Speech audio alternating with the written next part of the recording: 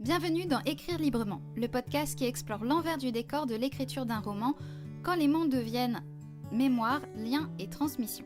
Je suis Amy Varens, autrice de romans auto-édités où l'histoire rencontre l'invisible et je t'ouvre ici les portes de mon univers, celui d'une écriture libre, profonde, guidée par l'âme.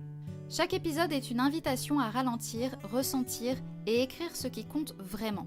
Que tu sois lectrice curieuse, écrivaine en chemin ou simplement en quête de récits porteurs de sens, installe-toi confortablement et entre dans l'histoire.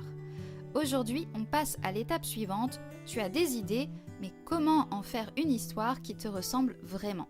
Je vais te partager 5 conseils simples pour y arriver à ton rythme et sans te perdre en route. Premier conseil, commence par choisir l'idée qui te donne envie. Pas celle qui te semble la plus intelligente ou la plus originale, juste celle qui te fait sourire, qui te donne un petit frisson quand tu y penses. C'est elle qui va t'emmener plus loin. Prends un moment pour noter ce que cette idée éveille en toi. Pas besoin d'un plan tout de suite. Écris des mots, des émotions, des images.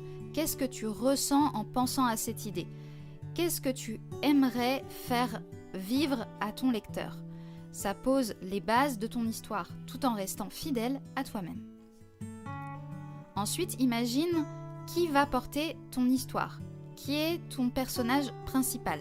Même si tu ne sais pas encore tout de lui, pense à son envie profonde, son rêve, son défi. C'est souvent en connaissant ton personnage que ton histoire commence à se construire toute seule.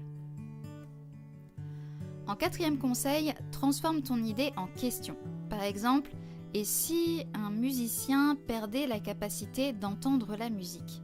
Une question ouvre la porte au suspense, à l'envie de savoir ce qui va se passer. Elle te guide naturellement sans t'enfermer dans un plan trop rigide. Enfin, et peut-être le plus important, accepte que ton histoire évolue. Elle ne sera pas parfaite du premier coup. Peut-être qu'en l'écrivant, tu vas bifurquer, découvrir de nouvelles choses, et c'est justement ça, écrire librement. Faire confiance à ton cheminement. Alors voilà, transformer une idée en histoire, ce n'est pas une course, c'est une balade un peu magique où tu avances pas à pas, porté par ton envie. Si tu veux continuer à explorer ton écriture, je t'invite à aller jeter un œil au blog écrirelibrement.com.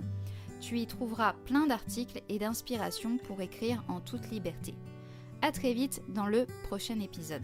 Et surtout, continue d'écrire avec ton cœur.